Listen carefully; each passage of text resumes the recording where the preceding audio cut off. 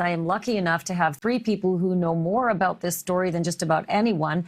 They know everything about prisons and fugitive manhunts. Eric Jensen is a former inmate at the prison known as Dannemora.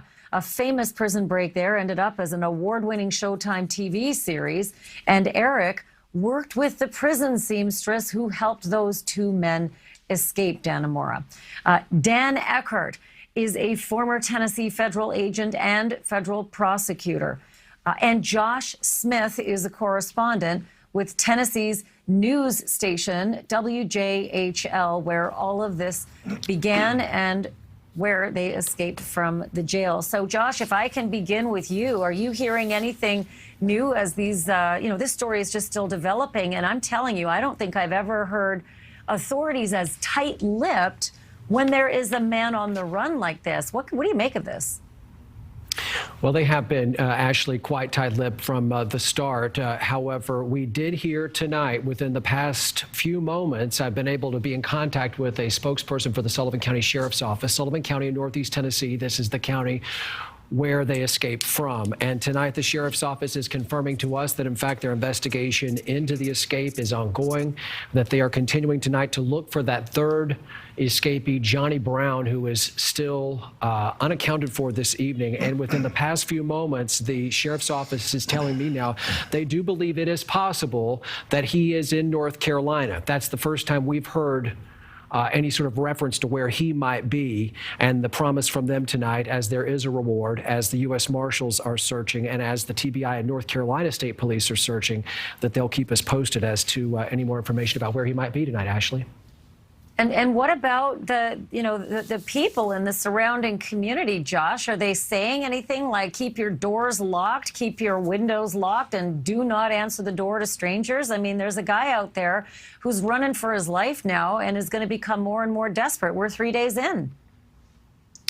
Well, tonight, no alerts like that from our local authorities. That alert did go out on Friday. So timeline on this is such that an affidavit from the court indicates that this escape probably happened on Thursday in the evening. In fact, court records filed by a detective, we were able to get that affidavit, indicates this happened they were able to escape from the Sullivan County Justice Center through the roof of the building, we should say, on Thursday, February 3rd. It was the following morning, mid-morning, that an alert went out from the Sheriff's Office to the community that there had been an escape.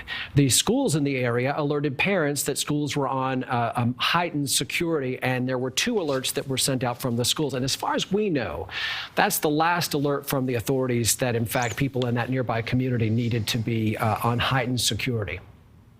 Well, I'll tell you what, when those inmates escaped from Dannemora, Eric, the alerts were loud and they went for a long way right into Canada, because that was, where a lot of people expected they were headed through the forest. The big question I have, Eric, and from the inside, maybe you have the insight, especially having worked with Joyce, the one who, helped the inmates escape from the tailor shop.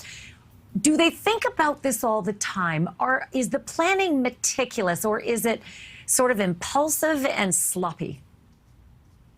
Well, of course. I think everybody thinks about it, no matter how much time they have. It's just the fact that you're enclosed and you can't leave when you want to. So, yeah, of course, everybody wants to get out. And, the people that do eventually, go ahead and do it, they don't think past the point of an escape. It's not just getting out of the facility. It's a whole lot more, because, that's only part of it. That's the first part, because now you have to stay out.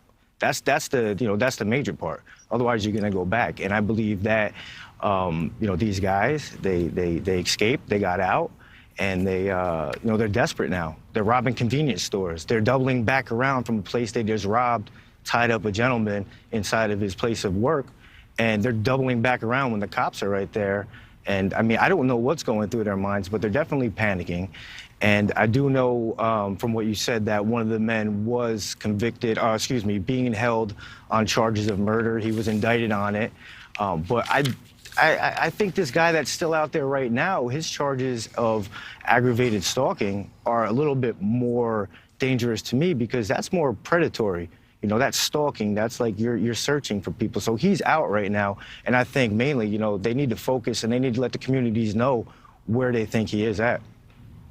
You know, Dan, that's what I thought. I thought right away that the authorities would be reaching out to the press to splatter that guy's picture everywhere, to get on every single newscast, to appeal to the public to beware, and then to be on the lookout as well. And bupkis, like nothing. And Dan, I don't understand why that is. Is there a strategy here to try to make Johnny Shane Brown think no one's looking for him? Because if I live in that area, I don't like that strategy. Oh.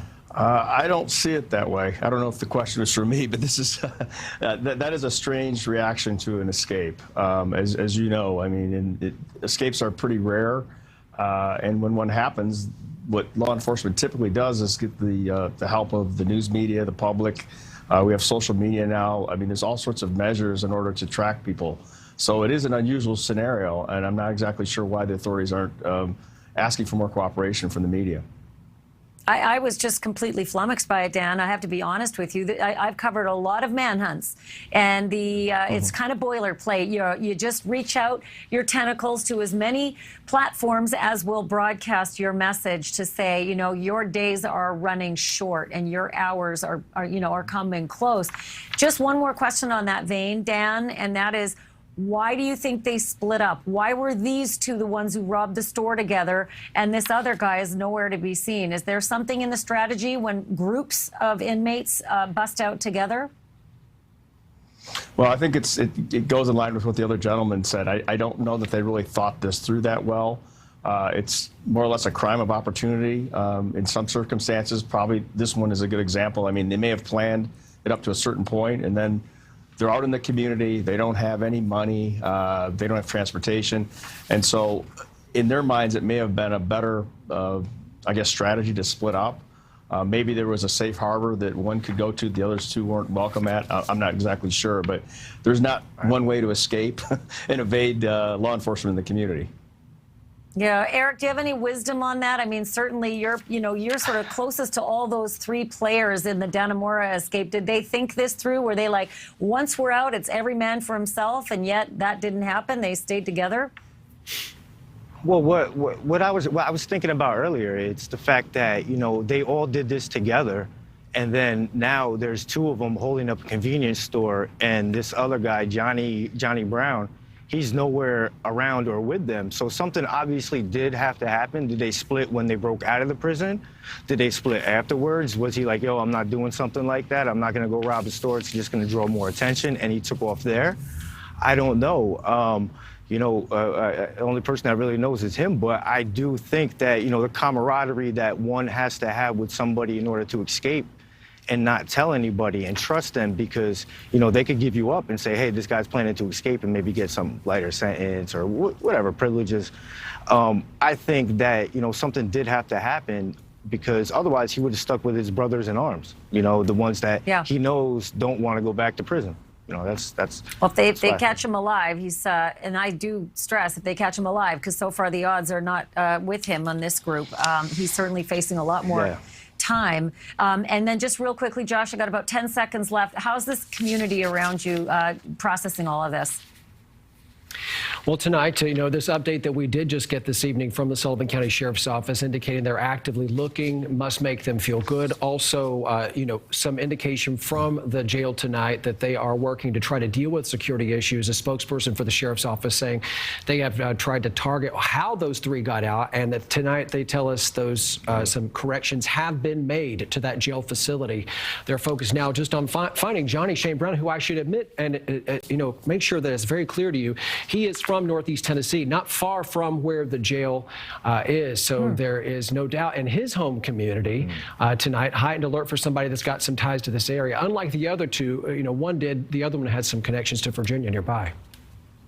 Well, that's interesting, too, because a lot of times that's where the surveillance goes, right, to where your support network might be. So, Josh Smith, thank you for that update. Eric Jensen and Dan Eckhart, thank you as well for your wisdom on this. Much appreciated. Thank you, Ashley. Thank you for watching. Click the red subscribe button below so you can get more of NewsNation's fact-driven, unbiased coverage.